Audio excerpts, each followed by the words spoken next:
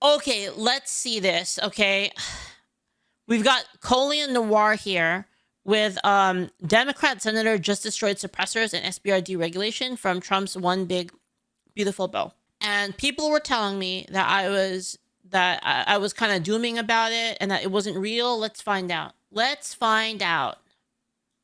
All right, so I'm a bit of a Neanderthal and I scratched my eye putting in my contacts, so you're gonna have to deal with slightly He kind of looks better with glasses.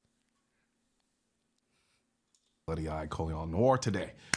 But the Senate just did what the Senate does best.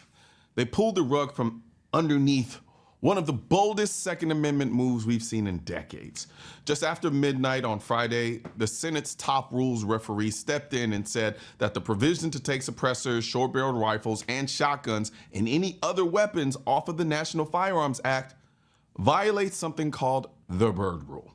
And just like that, it's dead, at least for now. But here's the thing, this isn't just about some obscure Senate rule. This is about how strategy, timing, and knowing the rules of the game matter just as much as passion when you're trying to dismantle gun control. Okay. So what happened? The Senate Republican budget bill had a section that would have done something massive. It would have removed suppressors, short-barreled rifles, and shotguns, and AOWs, any other weapons, from the NFA. That means no more $200 tax stamps, no more ATF registration, no more waiting months for approval. You'd still go through a background check at the dealer like any. Again, I literally just talked about this earlier to you guys.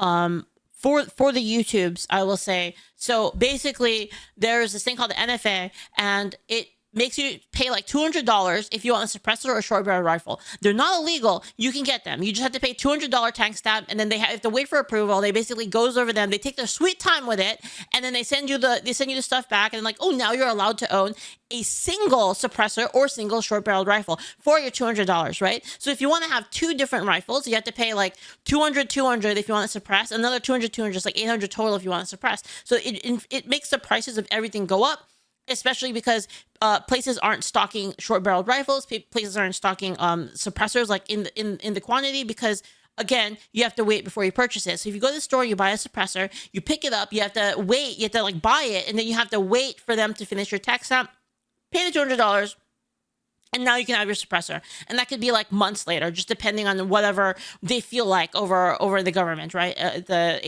it the ATF? Whatever. It takes them forever to like do this, okay?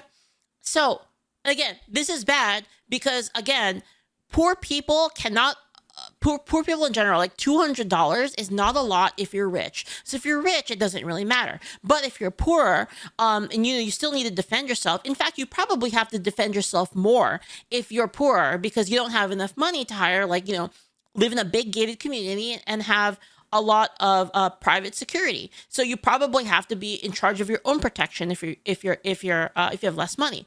If you have less money, $200 is a lot more. $400 if you want to suppress and you don't want to blow out your ears. Costs a lot more, and it basically it's a massive burden. It's more of a burden if you have less money. The poorer you have, the more of a burden that this is. And that's why this is unfair, and that's why it should be removed. That's my take on it. Shall not be infringed, bitch. The gun under the Gun Control Act, but the NFA's red tape, gone. It was bold, and for a second, it looked like it might happen, until this woman stepped in. Elizabeth MacDonough, the Senate parliamentarian. She's like the rule cop for the Senate, and she said the Hearing Act and Short Act that is part of the big, beautiful bill didn't comply with what's called the Byrd Rule. And boom, just like that, it got stripped out of the bill. So now, instead of needing 51 votes under budget reconciliation, it needs 60 votes to pass. And let me tell you, we ain't got 60 votes in the Senate. We barely have 51. Hell, we barely have 50. Now, if you're wondering why some random rule named after a senator from 40 years ago just killed the NFA fix, welcome to the mess that is the U.S. Senate. Oh, Here's boy. the simplified version. The Byrd Rule says you can't use... Asmongold was right about the people that caused all of the problems. He's right. The budget reconciliation process to pass stuff that isn't primarily about federal spending, taxes, or the debt. Reconciliation is a shortcut. It's designed to let you pass budget-related bills with just 51 votes, avoiding a filibuster. But if your bill tries to sneak in major policy changes, especially ones that don't have a significant budget impact, it gets kicked out. That's what happened here. In her eyes, the NFA delisting wasn't just about taxes because it also removed regulatory requirements, registration, paperwork, oversight, all of the things the ATF loves to micromanage. So the parliamentarian looked at that and said, nice try, but that's not budget policy. That's regulatory reform. Byrd Rule violation intact. And once it's ruled out of order, it can't stay in the bill unless you have 60 votes to override that. And like I said before, we ain't got that. You see, originally, the House proposed a clean repeal of the $200 tax on suppressor transfers. That's easy to argue as a budget issue. Byrd Rule safe, essentially. But then different gun groups and 2A advocates, like myself, we said, nah, you need to remove SBRs and suppressors altogether from the NFA, not just the tax. I did a whole video on it. So the Senate version of the bill included it all, delisting and tax repeal. It was great. Me and everyone else were like, yeah, let's fucking go. Right up until Elizabeth. He's a lawyer, by the way, Colin Noir. I think he's still a lawyer. Told us to sit our happy asses down because this shit ain't going nowhere. Because the Senate version didn't separate the tax piece from the deregulation piece. It was all one giant chunk. And when you bundle it like that, the whole thing becomes easy to throw out. That's what we call falling into a bird bath, a scrub down of the bill that deletes anything that doesn't follow the rules. And they scrubbed us clean. So what does this mean? Is it over? Not quite. There are still two ways this could move forward, but both come with caveats. One, we could rewrite and rerun a clean version. Some would argue that the smart move now is to just take the tax repeal portion and cut out the take them all off the NFA language and run that through reconciliation. That could survive a Byrd Rule challenge, especially if it's rewritten cleanly. It's been done before with other provisions that were initially tossed and later accepted. Two, we could offer a floor amendment. The truth is, I feel like a lot of the Republicans don't really give a shit about this. To be honest, I feel like a lot of them are just going to be like, whatever, like, just get the other stuff passed. Also bring the delisting language up separately as a floor amendment. I don't fucking believe it. But here's the problem. That requires 60 votes. And let's be real, there are barely 50 votes to pass. Because, the people that are in the government, they're the exact people, by the way, that they have private security and they get to have like a protected workplace and, protected homes and stuff like that. So they are of the class that this affects the least. Anything pro-gun in the Senate right now, let alone 60.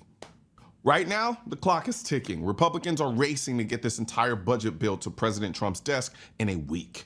That's a week to try to rewrite the tax piece, a week to rerun it through the parliamentarian, and a week to try to salvage something.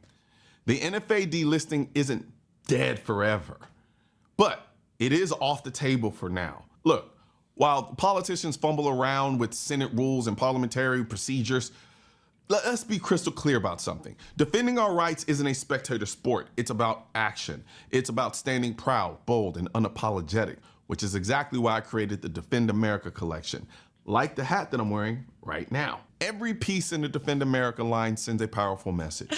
It's about celebrating freedom, embracing self-reliance, and proudly declaring that our rights, especially the Second Amendment, are non-negotiable. From hats to shirts, hoodies to decals, the Defend America collection isn't just apparel. It's your daily statement to the world that you understand what's at. Hold up. Collection isn't just apparel. It's your daily statement. It's not a baby. Is that a baby onesie? That's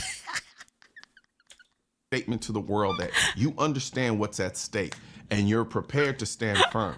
But Defending America also... You know what my favorite baby onesies are? The ones that are they're video game themed. Like there's the one that looks like Link. Those are the best. Means protecting yourself responsibly. And that's why whether you're at the range or in the field, you need the right gear. like the AKT1 blackout wireless Bluetooth hearing protection. This isn't your typical kind of over-the-ear earmuffs or in-ear situation. No. The AKT1 blackouts let you seamlessly stream music, podcast, or take calls without sacrificing your safety or hearing comfort. You get crystal clear sound, advanced hearing protection, and no cumbersome wires. It's gear designed for those who are serious about their rights and their safety. So don't wait for your bureaucrats to do the right thing. Click the link down below or head directly to shop.mrcolinnoir.com to grab your Defend America gear and AKT1 blackout hearing protection. Because when it comes to freedom, your actions and even your gear speak louder than their rules. One thing's for certain and two things are for sure. Politicians and tech giants don't want gun content to be recommended to you. And we're all fighting this culture war together. Now, you can help do your part by liking, commenting, subscribing to the channel, but most importantly, sharing this video with at least one person. Together, I'm sharing it with a lot of people. Guys, let's share this video, okay, guys? Share it with at least one person. I'm sending it to you guys right now. Send it over on Kick as well. Yeah, so, I mean, like, I'm gonna be real. I think I was right to doom. What do you guys think, chat? People told me I was dooming and that, like, it's not fucked. I think it's fucked. I don't believe that they're gonna give a shit about it enough to, like, actually, like, try to fix it. I think it's pretty doomed, personally. But we'll see. I mean, I hope they fix it, but I'm gonna be real. Like I said, like, most of these people don't give a shit about this. In fact, the only person I think that actually does care about this, one of the only people that does care about this, basically is kind of persona non grata with the Republicans. That would be Massey. Massey's like the guy who, like, really likes gun shit. He's the one that, like, fights for gun stuff all the time. Massey, but they don't like him because he was against the big beautiful bill in the first place. So, but yeah, I think it's kind of rough. JD Vance can overrule her. Oh, he should just do it then. Yawgmoth's bargain. Wait, our hope is Yawgmoth's bargain. He can do it. Oh my god, Yawgmoth. Please, Yawgmoth's dude. Hold on, wait. You know what I just realized, guys? Like, can you make like a